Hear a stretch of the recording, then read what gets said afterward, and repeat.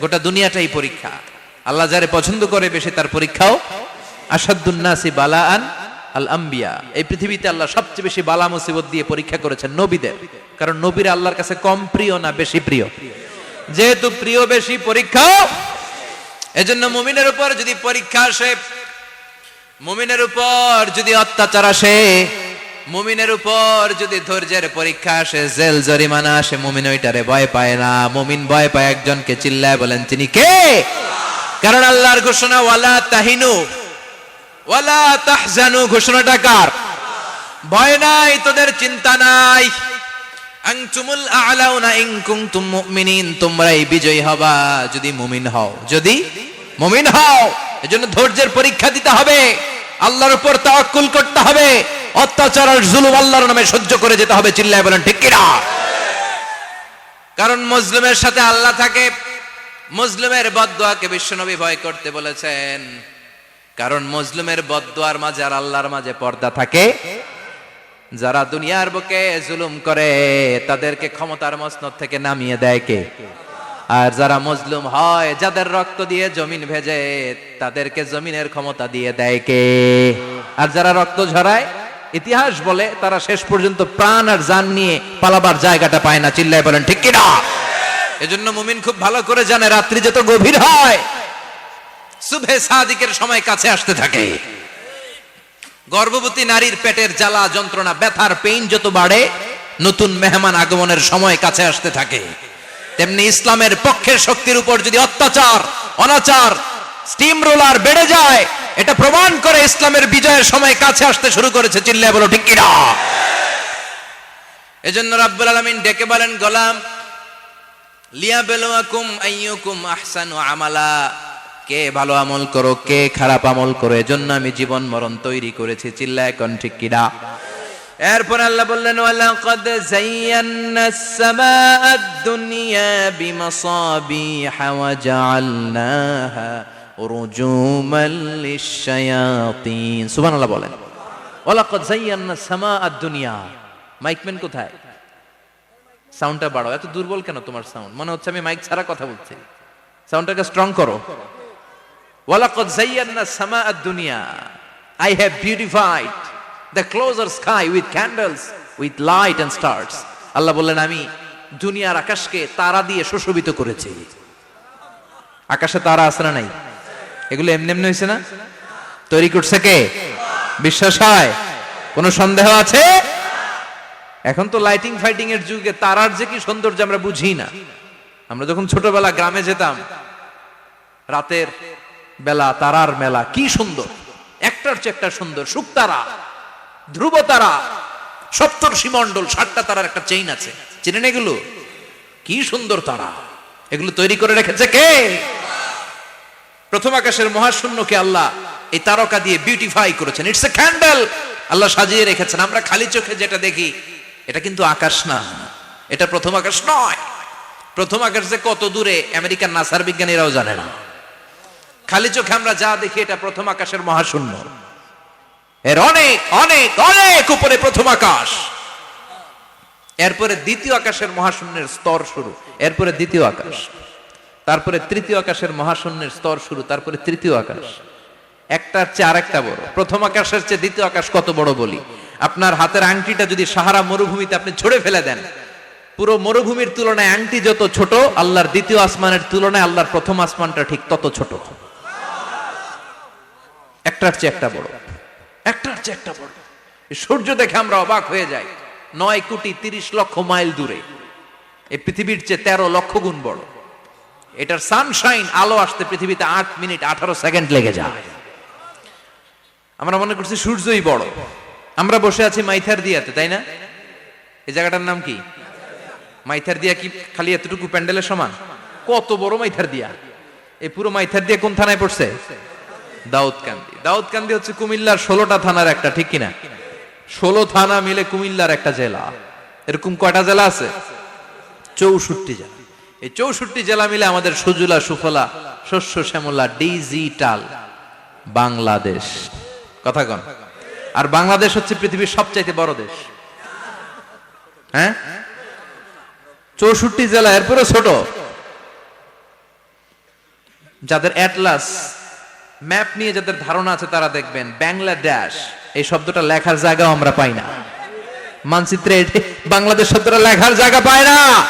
BRA উঠে যায় ইন্ডিয়ার উপর, আর ডিএসএ উঠে যায় আবার ইন্ডিয়ার উপর। মাঝখানের দুইটা অক্ষর বাংলাদেশের উপরে পড়ে। চিল্লায় বলেন ঠিক কিনা? কত ছোট দেশ, পাশের ইন্ডিয়া 20-25 গুণ বড়। ইউরোপ আমেরিকার অনেক দেশ আছে, আমেরিকাই বাংলাদেশের চেয়ে শতগুণ বড়, কানাডা কয়েকশো গুণ বড়, রাশিয়া কয়েকশো গুণ বড়। এরকম প্রায় 200 দেশ নিয়ে পৃথিবীর স্থলভাগ, আর 70% হচ্ছে শুধু পানি। এই সব মিলে আমাদের এই পৃথিবী। আর এত বড় পৃথিবীর চেয়েও নাকি সূর্য 13 লক্ষ গুণ বড়। তার মানে সূর্যই বড় না, সূর্যের চেয়ে অনেক বড় তারা আছে। সূর্যের পরে পৃথিবীর সবচেয়ে কাছের যে তারা বা স্টার, ওটার নাম হচ্ছে প্রক্সিমা সেন্ট্রাই। নাম কি?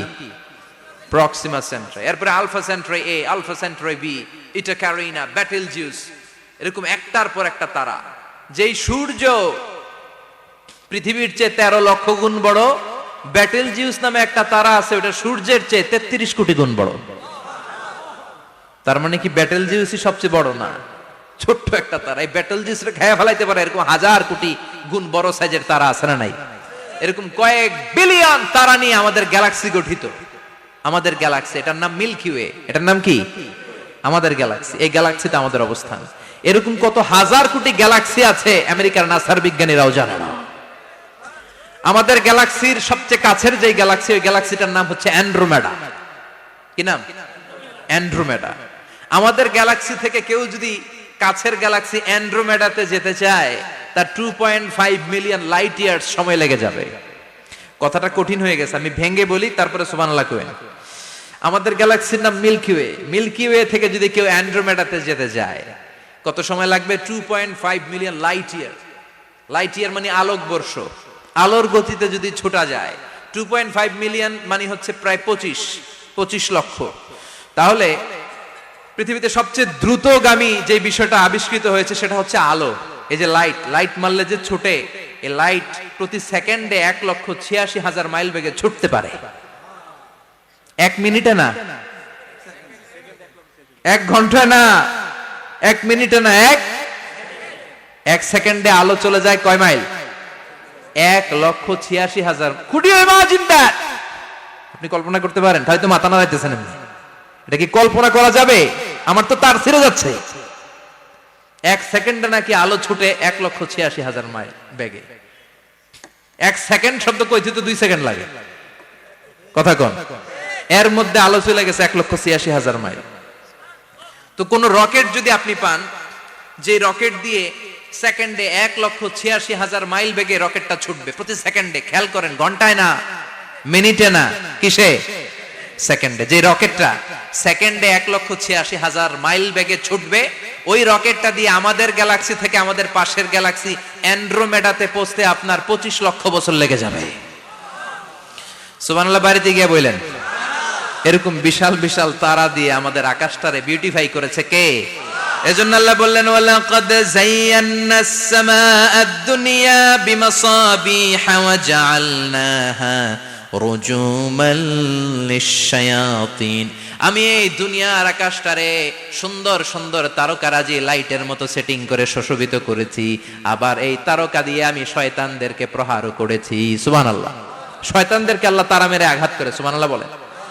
এরপরে এই সূরার প্রথম রুকুর শেষে আল্লাহ বললেন, ওয়াসিররু কাওলাকুম আও ইজহারু বিহি ইন্নাহু আলিমুম বিযাতিস সুদূর আলা ইয়ালামু মান খালাকা ওয়া হুয়াল লাতীফুল খাবীর।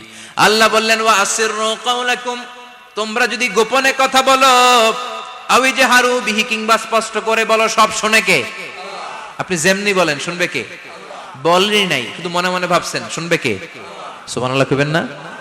সাত আকাশের উপরে, আরশের উপরে তার অবস্থান, সাত জমিনের নিচে কোনো গোপনতম প্রকোষ্ঠে, কোনো ছোট্ট বাক্সের ভেতরে যদি কোনো পিপিলিকা নীরবে হেঁটে যায়, আল্লাহ বলে আমি ওই পিঁপড়ার হেঁটে চলার পায়ের আওয়াজটাও শুনতে পাই। এজন্য কেউ যেটা শোনে না, শুনে কে? এরপর আল্লাহ বললেন, হুয়াল্লাযী জাআলা লাকুমুল আরদা যালুলান ফামশু ফি মানাকিবিহা ওয়া কুলু মির রিজকি ওয়া ইলাইহিন নুশুর। সুবহানাল্লাহ বলেন। আল্লাহ ডেকে বললেন, গোলাম তোমাদের জন্য জমিনটারে আমি বিছানা বানিয়েছি। আল্লাযী জাআলা লাকুমুল আরদা ফিরাশা, জমিনটারে বিছানা বানিয়েছে কে? এই বিছানার মতো সমতল জমিন দিয়ে তোমরা হেঁটে বেড়াও, চলে বেড়াও, হেলে দুলে পড়ার সুযোগ নাই, ঠিক কিনা?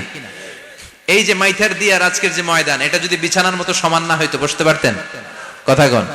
এই ময়দানের প্যান্ডেলের এদিক দিয়ে উঁচা, এদিক দিয়ে গর্ত, এদিক দিয়ে নিচা, এদিক দিয়ে খাড়া, কেমন হইতো? কথা কন। কেউ আমারে দেখতো, কেউ দেখতো না, কেউ দাঁড়াইয়া, কেউ বৈশা, আছে না নাই? কিন্তু জমিনটারে সমতল বানালো কে?